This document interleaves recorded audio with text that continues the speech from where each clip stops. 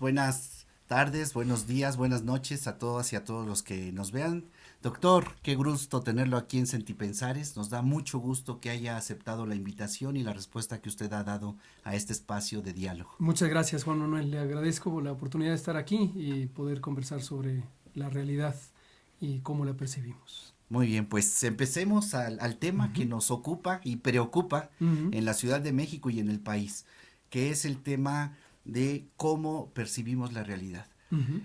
Todos los seres humanos, doctor, tenemos la ineludible condición humana de interpretar. Así es. No podemos no interpretar. Ujú, ujú, Para algunas personas, algunos pensadores, ser humano es ser intérprete. ujú. La pregunta que yo le quiero hacer en primer lugar es, ¿desde dónde interpreta el doctor Hugo Gatell? Sí, muchas gracias por la oportunidad de pensarlo y de poder compartir una primera respuesta ante esta pregunta.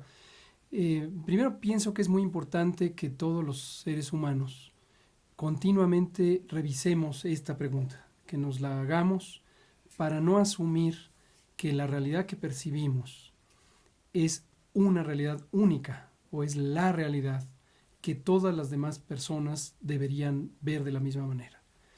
El sentido reflexivo, el sentido autocrítico, el ejercicio sistemático de identificar de dónde venimos, en términos económicos, en términos sociales, en términos culturales, en términos ideológicos y políticos, etcétera, nos permite identificar que hay múltiples realidades sobre fenómenos aparentemente objetivos. Ujú. No tengo duda que hay fenómenos que ocurren independientemente de los seres humanos, incluyendo la organización social. Cuando hablo de los seres humanos, me refiero a los seres humanos que percibimos esa realidad. Por supuesto, la realidad social está compuesta de las relaciones entre seres humanos. Pero con frecuencia encontramos en el discurso social, en la narrativa pública o en el discurso político formalmente estructurado, esta idea de que hay una sola realidad objetiva y que lo que tenemos que hacer es abrir los ojos o saber identificarla para llegar a consensos. Discrepo de esa perspectiva. Ante realidades idénticas o realidades similares, hipotéticamente existentes, cada quien percibe una realidad distinta de acuerdo a cómo se formó. Las personas se forman o nos formamos en realidades materiales y esas realidades materiales determinan nuestra forma de asimilar la realidad de acuerdo inicialmente ni siquiera a estructuras racionales, a un pensamiento estructurado, sino a reacciones emocionales. Cuando uno es muy pequeñito, pensemos por ejemplo en el primer año de la vida, Ujú. si pasamos hambre, si pasamos frío, si recibimos amor, si recibimos desamor o abandono o violencia, eso va determinando cómo percibimos la realidad. Ujú. Y es interesante porque en la neurofisiología incluso hay estudios que muestran cómo ciertos sentidos de percepción, en particular el olfato, son de los sentidos que más tempranamente nos configuran un panorama de esa realidad. Ujú. Cuando ya vamos creciendo, vamos incorporando los elementos del raciocinio y entonces empezamos a interpretar de acuerdo a categorías descriptivas que el propio modelo educativo al que somos expuestos nos va aportando o imponiendo, como se quiera ver, o ambas. Ujú. Y le empezamos a llamar de una manera a las cosas y empezamos a clasificar en una suerte de axiología, en una escala de valores rudimentaria, lo bueno, lo malo, lo aceptable, lo inaceptable, aquello a lo que tenemos afección, apego, aquello a lo que tenemos aversión, rechazo. Y ya desde ahí pienso que estamos configurando los elementos primarios de una ideología, Ujú. de una postura, que después, ya en la vida adulta, quizá se estructura más como una postura explícitamente ideológica Ujú. o explícitamente Ujú. política. Esto lo digo para responder desde dónde creo que yo identifico la realidad o la Ujú. realidad que yo percibo, porque una de las cosas que me inquieta es las construcciones narrativas ideológicas que se han hecho presentes con el discurso de que no existe la ideología Ujú. o con el discurso de que esas propias posturas no son ideológicas. y ha sido muy característico de las posturas conservadoras en la historia de la humanidad, aquellas que quieren conservar el status quo, la situación de la relación de poder, la relación de posesión material entre grupos de los seres humanos, claman que no existe la ideología y que existe una realidad objetiva. En los tiempos más contemporáneos, en los últimos 40 años, con el advenimiento de la expresión neoliberal del modelo de pensamiento económico y social capitalista, los personeros de este segmento de postura ideológica se encargan una y otra vez de hablar de consensos técnicos, de explicaciones racionales, de verdades objetivas, y cualquier cuestionamiento al status quo, a la situación que se vive de esta profundamente asimétrica relación de poder y de pertenencia material, la cuestionan como ideológica y la estigmatizan. Y dicen, es que tú estás defendiendo una postura ideológica. Entonces, habiendo dicho todo lo anterior, yo identifico en mi persona, la disposición a revisar cotidianamente por qué percibo de esta manera la realidad, cuál es el origen, cuál es la vigencia de esas percepciones, y contrastarlo con las percepciones de otras personas, de otros grupos, de otras posturas, para tratar de asimilar otros ángulos de la percepción de la realidad. Y en mi caso biográfico puedo identificar que mi postura es una postura reflexiva sobre la realidad social y económica, en particular sobre la desigualdad social en la posesión de bienes materiales, de bienes sociales, de bienes culturales y de cualquier bien que es necesario para el desarrollo integral de las personas y de las comunidades y de la población en su conjunto. Tengo una sensibilidad inmediata a percibir cuando hay una distribución desigual, cuál puede ser el origen de esa distribución y cuál es la legitimidad o, como suelo pensar, la ilegitimidad de esa distribución desigual. Y termino diciendo, esto me viene en buena dosis de familia, como he relatado en ocasiones recientes. En la familia tengo dos fuentes de percepción sobre estas asimetrías, estas injusticias.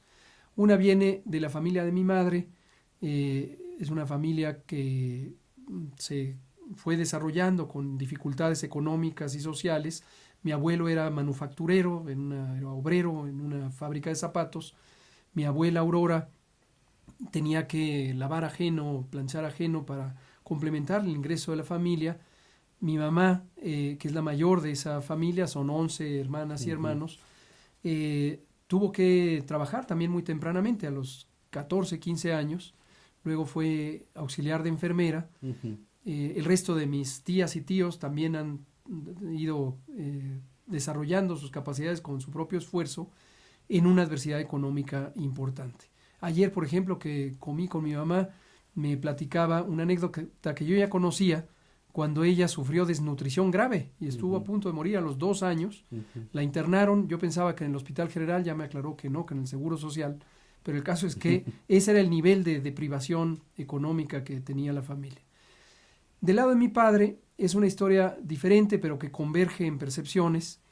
La familia de mi abuelo paterno, Paco, Papá Gatell, como le llamamos en la familia, era una familia acomodada que vivía en España de finales del siglo XIX, principios del XX, y que actuó, mi propio abuelo, actuó en contra del legado o de lo que pudiera considerarse como la predisposición social y económica de su identidad.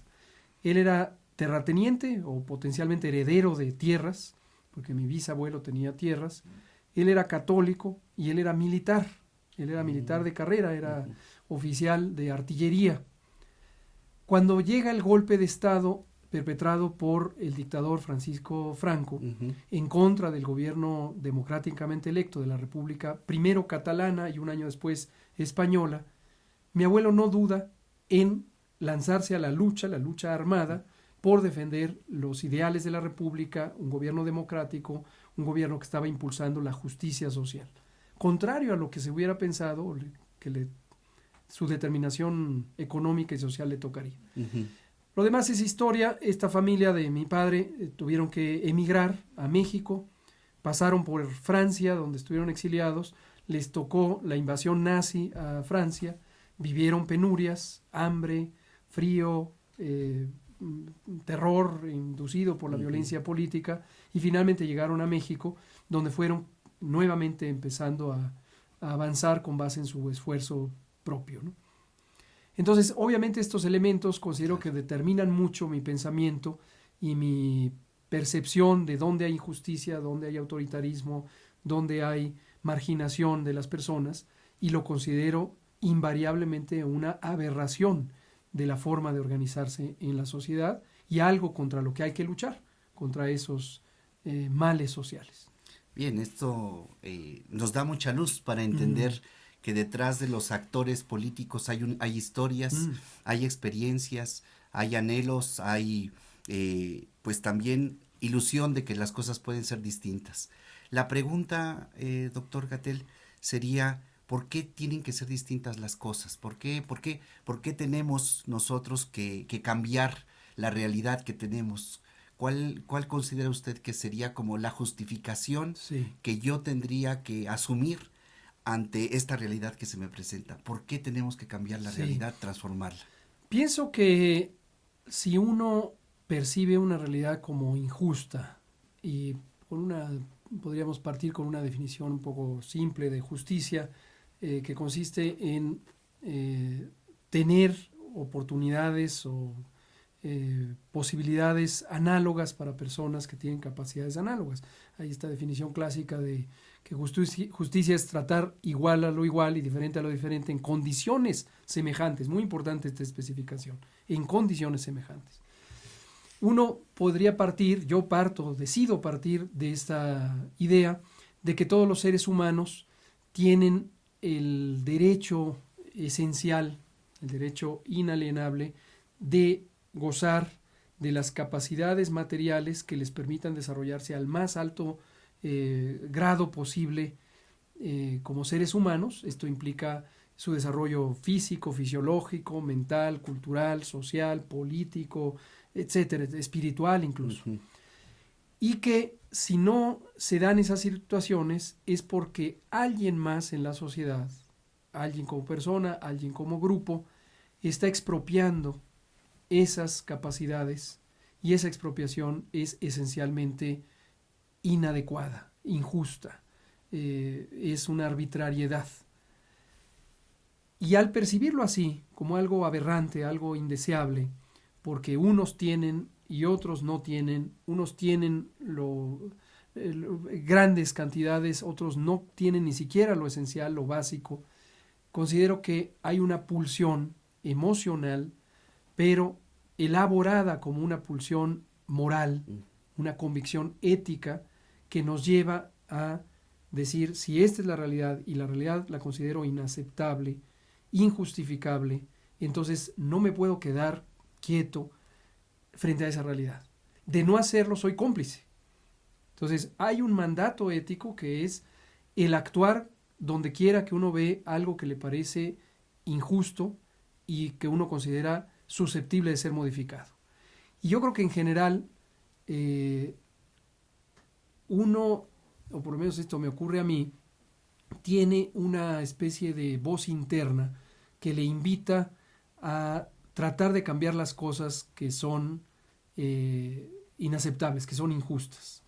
Desde luego uno se puede topar con la realidad de que es muy difícil cambiarla, y la realidad es rebelde, la realidad es tosuda, porque esa realidad beneficia a unos, y esos que están beneficiados tratan de que la realidad no cambie, y por eso son conservadores, porque tienen esa postura de conservar ese estado de cosas.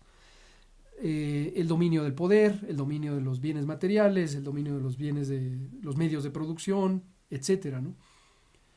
Entonces, yo creo que la razón, a esta pregunta que me hace, la razón por la que uno debe cambiar la realidad está en un fundamento ético. Lo ético, desde mi punto de vista, es que uno sea congruente con su postura respecto a la realidad percibida, y que uno se esfuerce, trabaje, se ponga a disposición y actúe para contribuir al cambio de esa realidad, ¿no? Qué interesante, doctor. Nos lleva a la reflexión de, por lo que nos ha dicho, debemos cambiar, ese es el imperativo, Ujú. ¿no? Debemos cambiar la realidad que se nos presenta porque, usted lo ha dicho, no es la mejor posible. Y ahí viene la interpelación Ujú. ética hacia nosotros. En ese camino de la interpelación ética, ¿qué nos puede decir? ¿Cómo ha valorado usted la relación entre ética, política y comunidad? ¿Qué tipo de reflexión nos puede compartir? Con gusto. Hay muchas cosas que a mí me han invitado a el actuar político, pero de todas, la más importante es la ética. Como ya decía, ante mi propia determinación histórica, tengo una perspectiva de la realidad que me lleva a ver insuficiencias, desviaciones, aberraciones respecto a un estado posible, considero posible, de distribución justa de los bienes, de los recursos, de los espacios, del poder, etc. Y eso es lo que me invita a actuar políticamente. En fechas recientes, ahora que empecé a participar en este proceso de política abierta, política explícita, hubo gente que se sorprendió legítimamente, pero también hubo gente que trató de mostrarse sorprendida. ¿Quiénes son estos segundos? Los primeros son gente que me conoce, amigas, amigos, familiares, y que dijeron, bueno, estás dando un paso más allá de lo que tradicionalmente habías decidido dar, ¿no? Yo había dado pasos a lo largo de mi desarrollo académico, profesional, que conectan con estos aspectos sociales y políticos en la medida en que mi profesión, originalmente como médico, posteriormente como especialista en salud pública, que es más que medicina, no es solo medicina de muchos, es una ciencia social, pero centrada en aspectos técnicos, en aspectos científicos, y ahora doy un paso más hacia la política explícita. Pero déjeme cerrar por qué considero que también hubo gente que se sorprendió y fue legítimo, pero hay gente que se quiso hacer la sorprendida. Los segmentos conservadores de esta sociedad, de esta realidad concreta, la sociedad mexicana en el siglo XXI, sus medios de comunicación que actúan al servicio de los poderes económicos, de los poderes fácticos, trataron de poner un punto de descrédito en mi decisión de avanzar hacia una práctica política explícita. Y no solo de ahorita, incluso durante mi trabajo en la vocería de la respuesta gubernamental a la pandemia de COVID-19, en los primeros pocos meses, en cuanto yo empecé a hablar de esta realidad social, de la injusta distribución de la riqueza, de que 50% de la población mexicana vive en condiciones de precariedad económica, etcétera, de que lo público había sido desmantelado por acción propositiva del conservadurismo, entonces empezaron a como tratar de minimizarme en mi pensamiento político para reducirme a un pensamiento técnico o tecnocrático.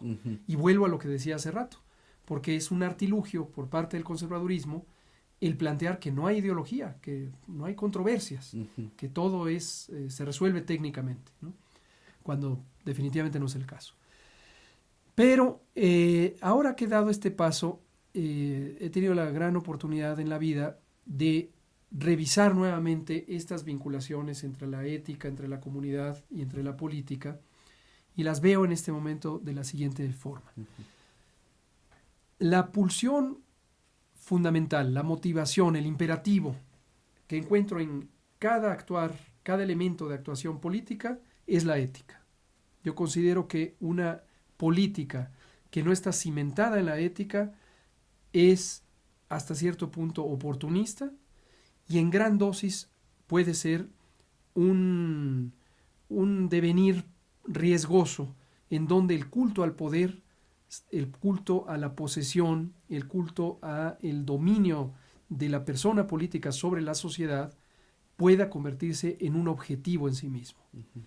Objetivo además que me parece antagónico, contrapuesto de lo que yo identifico como la razón de ser de la política. Ujú.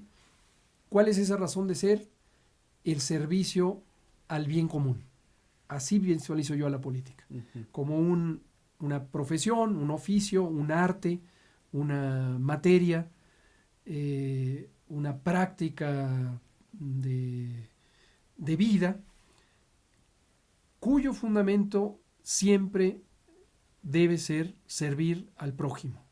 1, 2, 50, 40, 10,000, 100 millones, todos los que sea necesario para buscar un beneficio lo más ampliamente posible, numérico y cualitativo.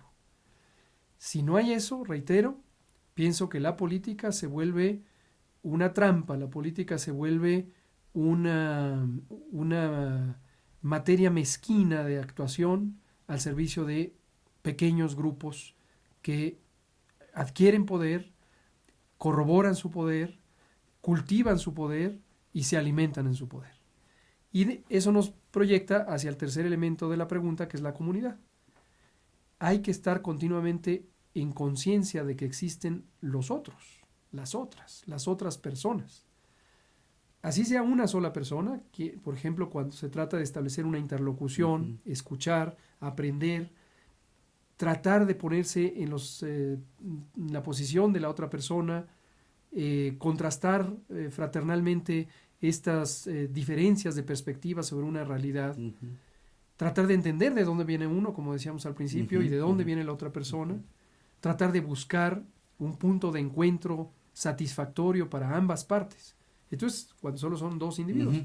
Pero si lo proyectamos a una comunidad, es no solamente una expansión de número, sino que una comunidad es algo mucho más complejo que la suma de los individuos que componen una comunidad, porque empiezan a aparecer otras categorías, las relaciones entre distintos segmentos, la manera en que se distribuyen la riqueza, la manera en que se distribuyen el poder, la manera en que se distribuyen incluso los poderes simbólicos o los simbolismos sobre lo que hacen, la manera en que pueden construir una cultura, un lenguaje, una forma de entendimiento, etc. La comunidad es el objeto de devoción, yo diría, de la política, si la política está cimentada en la ética. Usted nos habló de una categoría muy importante, la categoría de poder, central en la acción política. Para algunos autores, la política es justo la lucha por el poder. Pero usted alcancé a distinguir como dos concepciones de poder muy claras y en cierto sentido hasta antagónicas. Por un lado, usted mencionaba el poder como un ejercicio de dominación, de señorío, de despotismo, en ese ejercicio del poder, pero también mencionó otra dimensión del poder en relación a la comunidad. Y usted dijo el poder como servicio. Y usted incluso usó un concepto muy fuerte que en relación al pueblo, a la comunidad, la devoción. Como si se tratara de un servicio de amor a la comunidad, la práctica política. Ahora bien, en el contexto actual en que nos encontramos, parece que lo hegemónico, aún en sectores de izquierda, o que se dicen de izquierda, a eso ha hecho mella el tema del poder como dominación y se ha estado olvidando el poder como servicio. ¿Qué nos puede decir al respecto? Retomando sobre esta relación entre ética, política y comunidad, o ética, poder y comunidad, justamente ahí es donde considero que hay una gran diferencia entre lo que nosotros planteamos con nuestra aspiración de humanizar la ciudad y los mecanismos por los que proponemos lograrlo, con respecto a quienes están centrados en la política o el ejercicio del poder político como un objetivo en sí mismo. Esa es una gran diferencia, efectivamente. ¿Cuál es mi postura? ¿Cuál es nuestra postura?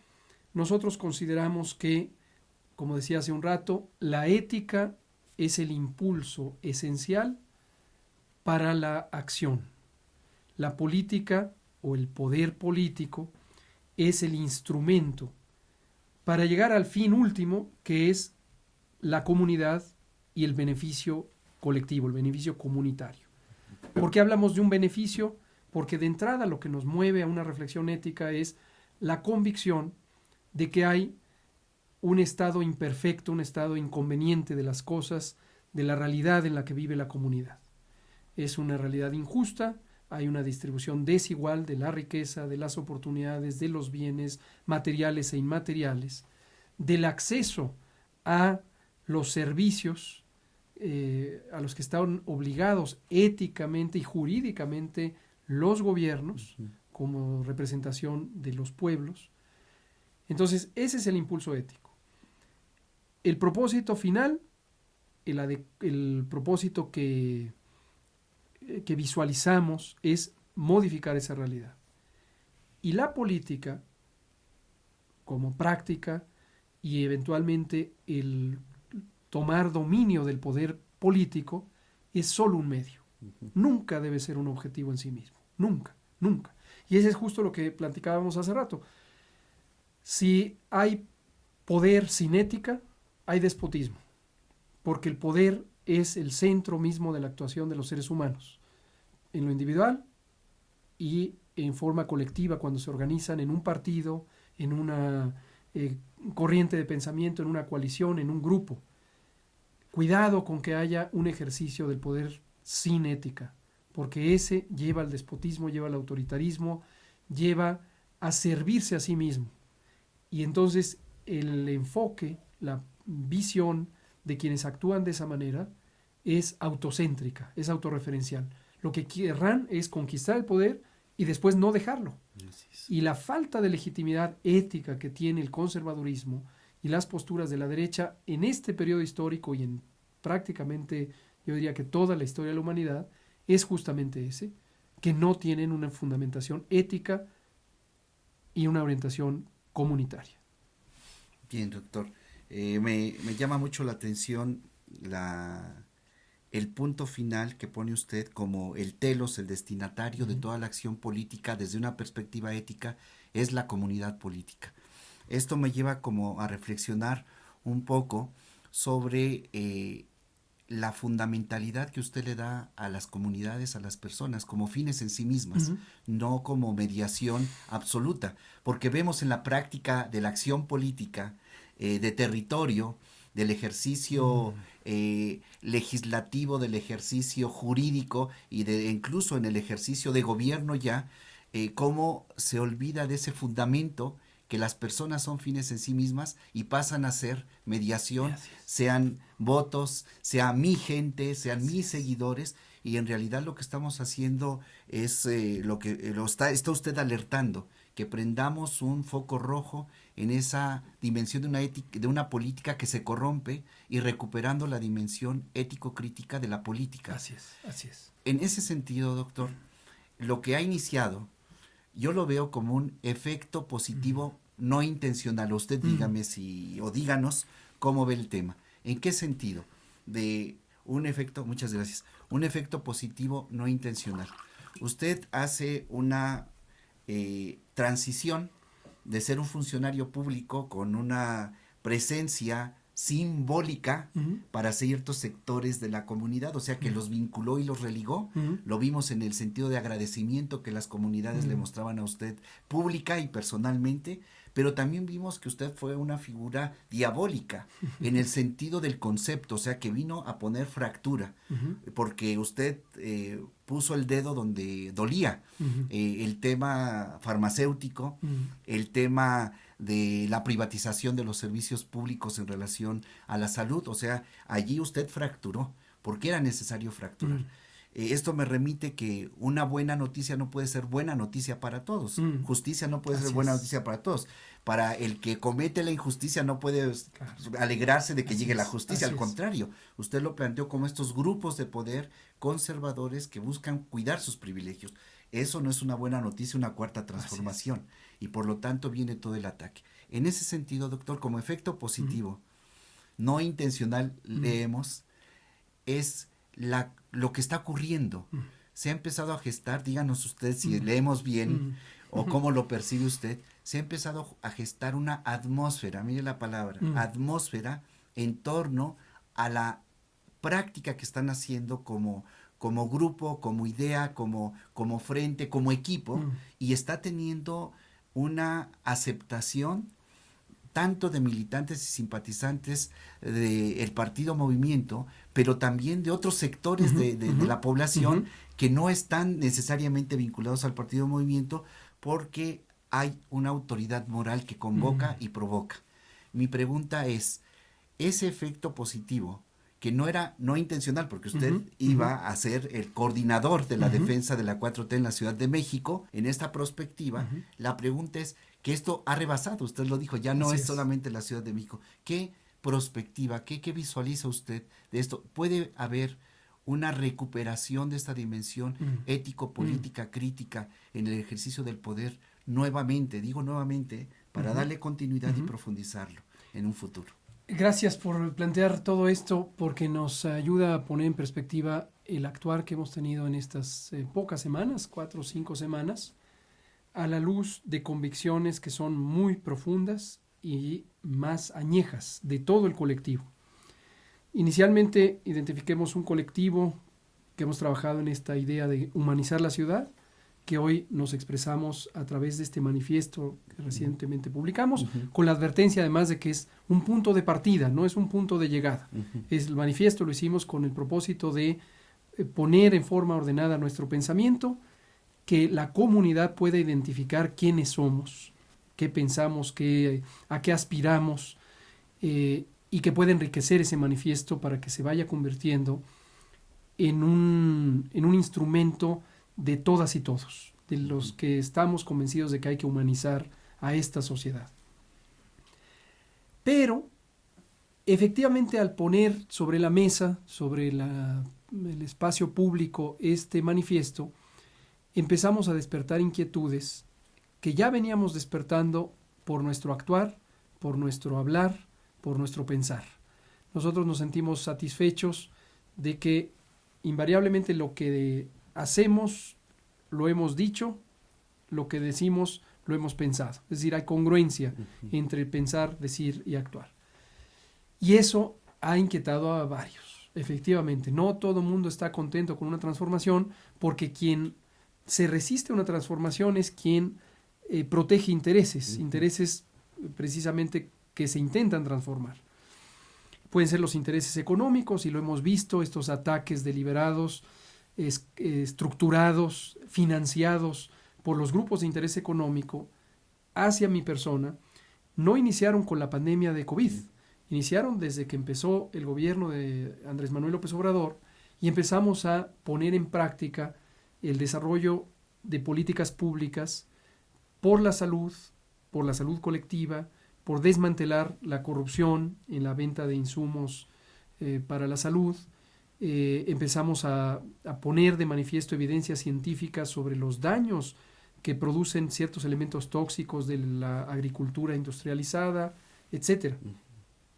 Y correctamente interpretó el poder económico que en mí tenían a un enemigo a sus intereses. Desde luego no es una enemistad personal, pero yo ni los conozco, claro. ¿No? Tampoco tengo gran deseo de conocerlos, pero identificaron que sus intereses iban a quedar expuestos ante la sociedad, y que la sociedad iba a reaccionar como reaccionó muy positivamente ante la posibilidad de modificar la realidad y optar por la salud, por el bien colectivo, por una relación más justa entre el interés privado y el interés público, etc. Pero también nos ha llamado la atención que se han sumado ahora otras adversidades hacia nosotros. ¿Cuáles son estas? A ver. Se relacionan con lo que platicábamos hace un rato. Para nosotros el fundamento es ético, el mecanismo es político, el fin es el bien social. Pero hay grupos que tienen al revés, que tienen cierta motivación, no sé si es ética o es una ética personalizada, pragmatismo, exacto. La comunidad es el medio para llegar al poder político. Está al revés. La fórmula es otra, la fórmula es otra y los resultados son otros. Claro. Porque en esa perspectiva el poder político es un fin en sí mismo. Nosotros, como hemos dicho y lo hemos demostrado en nuestra práctica y nuestros principios, la política es solo un medio para hacer el bien social. Y nosotros hemos desenmascarado con nuestra práctica y nuestra voz que persisten mecanismos, formas, modelos de actuación política que corresponden al conservadurismo, que corresponden a el uso faccioso del poder público, que corresponden a lo que aspirábamos y seguimos aspirando quede en el pasado. ¿Cuáles son estas formas? Ese uso instrumental de las personas como si fueran objetos, acarreándolos, llegando a pactos con las dirigencias de ciertas organizaciones sociales sin tomar en cuenta las bases sociales de esas mismas organizaciones, utilizando propaganda política pagada en grandísimas sumas de dinero. Ahí no hay menos de 500 millones de pesos en cada contendiente, que están llevando una propaganda como si fuera una propaganda comercial, precarizando la reflexión política y ética, precarizándola, está ausente. Ahí lo que vemos es campañas en donde se está promocionando productos, y el producto es la persona misma que es contendiente. Es una cara, es un nombre, es a lo mejor un apodo, es a lo mejor una icónica caricatura, ¿no? O es una aspiración genérica hacia una posible manifestación del bien que no se sabe cuál es, ¿no? O es ese propio músculo político en la visión de estas viejas prácticas, que es la fuerza del acarreo. Y nosotros no hemos hecho eso. No porque no hipotéticamente podamos hacerlo, sino que por convicción no lo queremos hacer. No se debe hacer. No se debe hacer. Quien incurre en esas prácticas no es que desvió el camino un poquito y luego ya se va a regresar a ser la persona bondadosa y la persona congruente y la persona comprometida que dice ser. Quien incurre en ese camino es porque ese es su modo de actuar, y lo va a hacer hoy como contendiente, lo va a hacer mañana como candidato, lo va a hacer pasado mañana como gobernante. Y esa es la alerta que hacemos. ¿Por qué hacemos esta alerta con toda convicción? Una, porque esto lo hemos visto en la historia de este país y de muchos otros países una vez y otra vez y otra vez. Llega la sorpresa de, apareció un tirano, apareció la corrupción, apareció los pactos con el poder económico, no están al servicio del pueblo. ¿De dónde llegaron? Llegaron por este camino. Lo vimos en un ciclo anterior en la izquierda, como se conoce en la Ciudad de México. Ha habido un empuje hacia la izquierda, hacia las causas nobles del interés colectivo, hacia la democracia, y a partir de 1997 eso fue impulsado por el propio pueblo como herencia de un empuje que ya venía posiblemente al menos desde los años 50 con movimientos gremiales como el movimiento ferrocarrilero, en los 60 con el movimiento estudiantil y magisterial, en los 70s y 80s también con movimientos sindicales, movimientos estudiantiles, el movimiento urbano popular, lo que se despertó como conciencia colectiva a partir del terremoto de 85 y la reconstrucción de la sociedad, culmina finalmente en 1997 con la primera oportunidad de elegir al gobernante de la Ciudad de México, y a los pocos años el aparato político que coordina el movimiento empieza a burocratizarse, empieza a hacerse cerrado, empieza a servirse a sí mismo, empieza a tener prácticas de corrupción, empieza a hacer pactos con los poderes fácticos, que son fundamentalmente poderes económicos, y empieza a darle la espalda al pueblo, hasta que termina implosionando ese partido político, que hoy es un cascarón, una miseria, implosionando en la corrupción, en el descrédito. Nosotros no quisiéramos que este movimiento, el Movimiento de Regeneración Nacional en sentido amplio, yo cuando hablo de el Movimiento de Regeneración Nacional no estoy pensando en el partido político que tiene este mismo nombre, porque en ese partido político ya veo señales tempranas de replicar esa práctica que esas mismas personas hicieron en el ciclo anterior. Dicho sea de paso, una composición muy importante de este partido son los tránsfugas de ese otro partido que terminó implosionando. Excepto porque el presidente Andrés Manuel López Obrador sigue tesoneramente señalando cuál es el camino ético, cuál es el fundamento ético, cuál es el medio, que es el ejercicio del poder público, y cuál es el fin verdadero, legítimo, profundo, que es el bien social. Entonces, para nosotros es fuente de inspiración ver el legado de López Obrador como dirigente político a lo largo de más de 25 años y cómo cuando llega al ejercicio del poder público se mantiene congruente, se mantiene sincero, se mantiene cercano al pueblo y él tiene una actuación como la que ha prometido durante 25 años. Él no ha variado.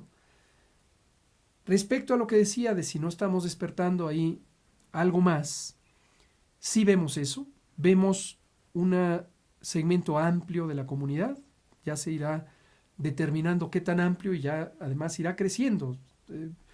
Consideramos irremediable que vaya creciendo, porque hay un segmento amplio de la población que no se siente identificado con estos modos de actuación política que hoy tienen quienes van teniendo a lo mejor una hegemonía efímera en preferencias electorales o en preferencias en una encuesta. La comunidad está identificando la semilla, quizá ya ni siquiera semilla, sino el retoño de esa vieja actuación política oportunista. Y en cambio la comunidad está reclamando que el movimiento se profundice, se vuelva más radical en sus causas, que mantenga la capacidad de unidad, de unir y crear consensos. Afortunadamente no vemos una aspiración de usar medios violentos, al contrario, vemos una gran responsabilidad por parte de la sociedad aspirando a que por medios pacíficos se vaya logrando esta radicalidad. Y en ese mismo sentido yo diría otro elemento que creo que se ha hablado poco todavía y que debería ya empezarse a hablar cada vez más. Las elecciones, la vía electoral como mecanismo de acceso al dominio del poder público. A mí me parece que en las sociedades contemporáneas la manera en que se articula la distribución cíclica del poder público a través de elecciones en modelos de democracia representativa, como lo es México, está bien, han contribuido a muchas cosas positivas. Tenemos una separación de poderes, tenemos una legislatura, tenemos gobiernos municipales, etcétera, pero está quizás sobrevaluado las posibilidades de transformación que pueden derivar de un proceso de democracia representativa. Y cuando existen estas pulsiones de personas que pierden el rumbo y están pensando en la política como un fin en sí mismo, se empieza a deformar todavía más, porque esa democracia representativa empieza a volverse una obsesión, el acceder al poder público. Y entonces las causas profundas, los idearios, esta representación explícita de la ideología como una invitación al bien común, empieza a ser postergada. Y lo vemos también en estas viejas prácticas. La gente empieza a hacer alianzas pragmáticas con sus adversarios estructurales. Claro. Y eso es incompatible con la congruencia. No se puede ser congruente y estar convidando el espacio con las personas que tienen intereses contrapuestos. Puede dar un espejismo durante unos meses, unos años, pero al poco tiempo empiezan a surgir las traiciones, empieza a surgir la inconsistencia en el actuar político, y tristemente lo hemos visto también en años recientes, como por ejemplo las legislaturas, en donde algunas dirigentes del partido Morena invitaron a diestra y siniestra a personas que no fueron útiles, porque cuando ya llegaron a ser legisladoras y legisladores, se voltearon, traicionaron, votaron en contra de elementos transformadores que el propio presidente había planteado. Usted tiene un punto a favor muy grande. Lo expresó hace un momento, pero esto es público y notorio. Y por eso la significación o lo significativo que es lo que usted está encabezando. El principio coherencia entre lo que se piensa, se dice y se hace. Eso mete ruido, obviamente, cuando tenemos sectores en la acción política sumamente pragmáticos, donde lo fundamental es a ver cómo llegamos a tomar el poder y ahí nos quedamos, nos instalamos, pero cuando hay una concepción distinta, no solamente viene la denuncia, porque el propio ejemplo es denuncia. Claro. ¿no? La Ciudad de México necesita una transformación que se vaya profundizando, ha dicho usted, pero usted le pone un adjetivo muy interesante, que es el tema de humanismo, el humanismo, que una ciudad humanista. ¿Qué significa en esa perspectiva el humanismo desde la Ciudad de México que usted está desplegando, doctor? ¿Qué está proponiendo? Gracias por plantearlo. El humanismo en esencia es que la persona humana, el ser humano, sea el centro, como decía hace rato, de nuestra devoción.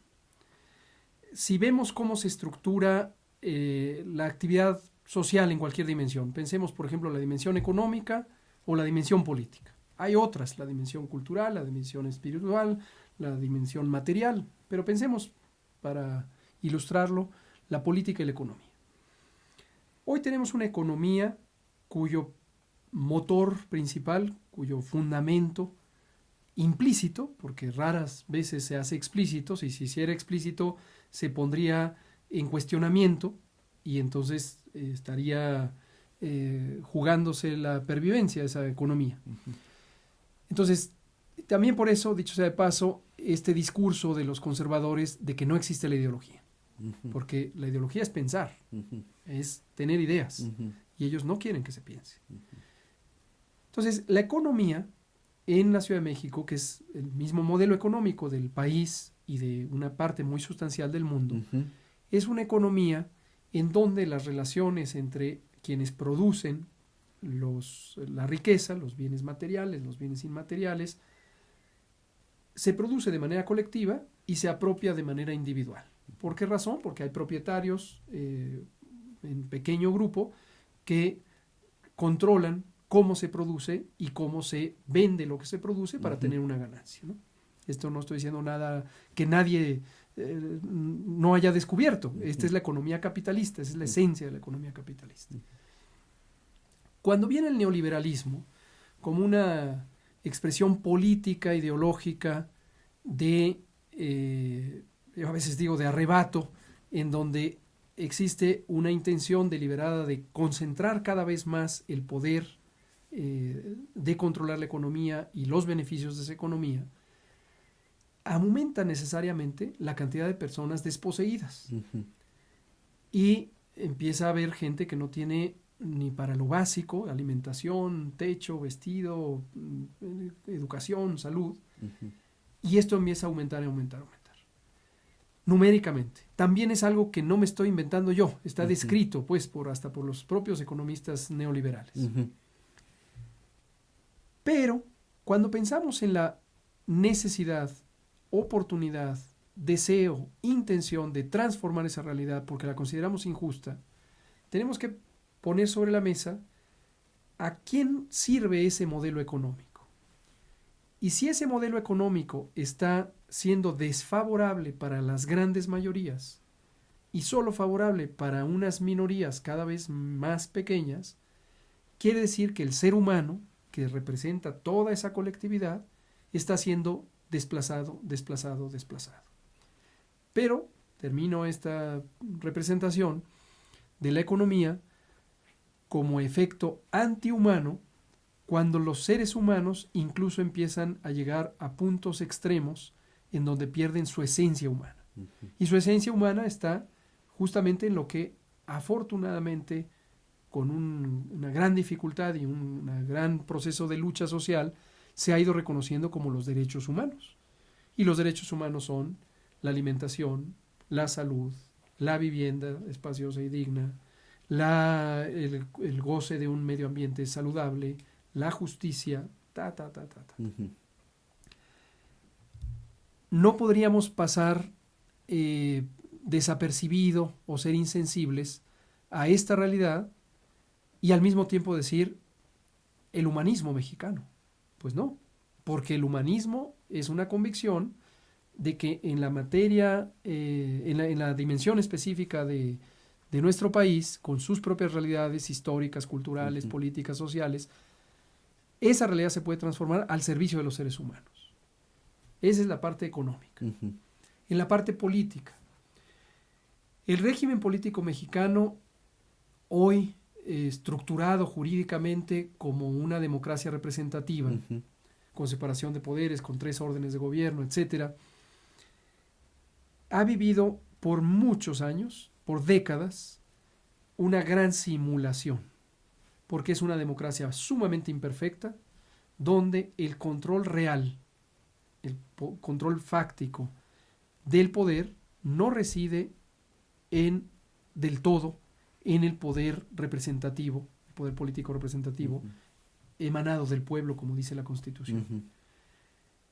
Y entre otras muchas razones, la estructural es que la diferencia de condiciones materiales, condiciones económicas, condiciones sociales, condiciones de acceso a la justicia, condiciones de acceso al poder político y con ello condiciones de acceso a los servicios sociales que son responsabilidad del poder político y que se financian con el dinero público, es muy diferente para quien tiene que para quien no tiene. Entonces quiere decir que tenemos un régimen político sumamente inefectivo para lograr lo que se supone es su obligación y está descrito jurídicamente en la Constitución, en las leyes.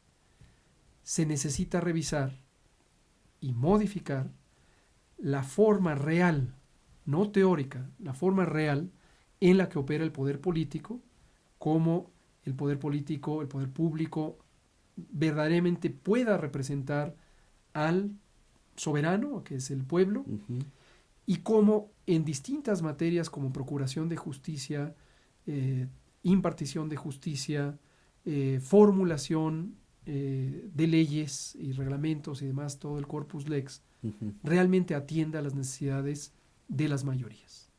Entonces son tan solo 2 dimensiones, una es económica, una es política, en donde vemos una gran deshumanización.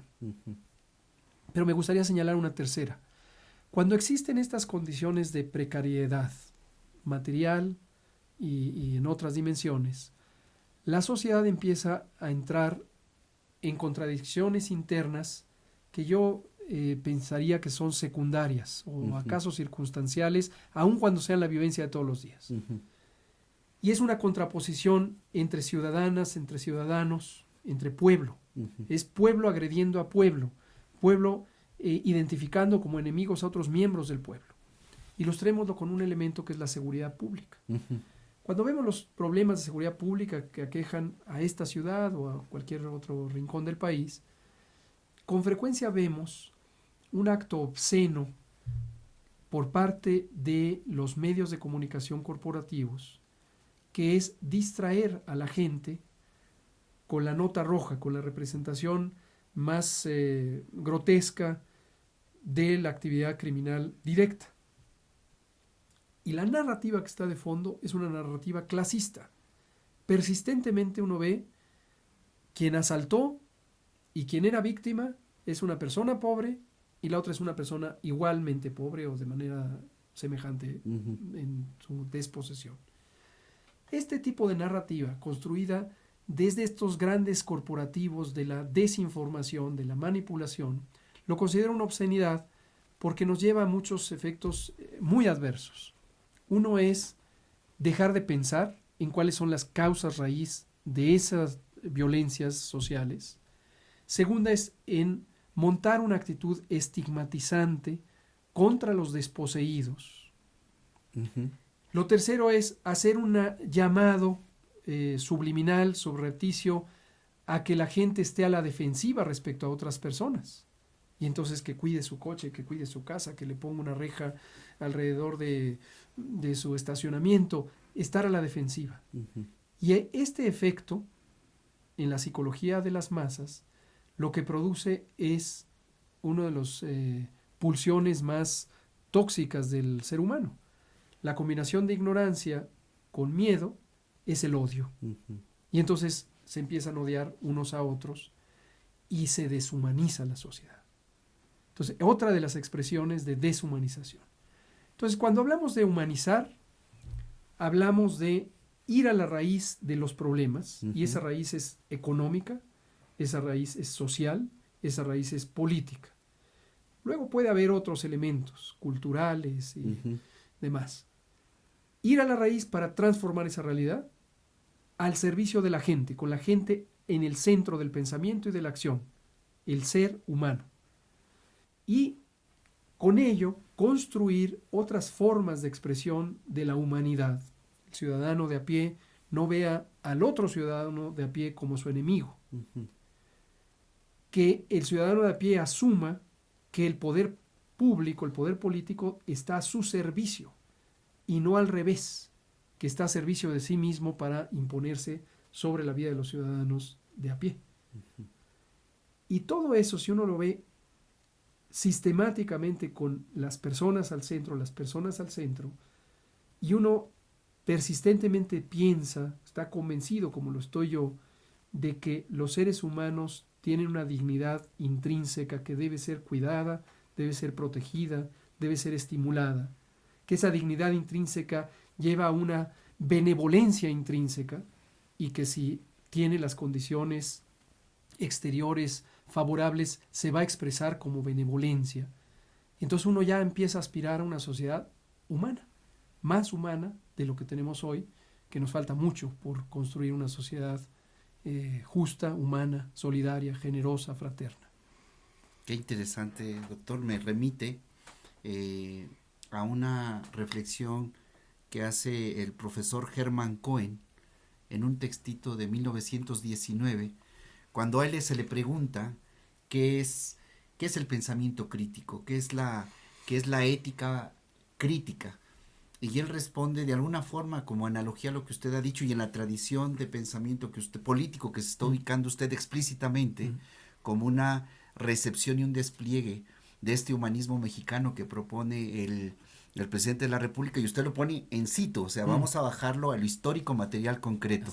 Pero en esas dos concepciones de humanismo, que en realidad es el despliegue, la centralidad es el ser humano, pero ha mencionado usted en la línea del presidente que sí es la comunidad en general, pero los más vulnerables tienen un lugar particular, ¿no? Y Hermann Cohen dice que efectivamente el pensamiento ético, político, crítico, consiste en saber situarse.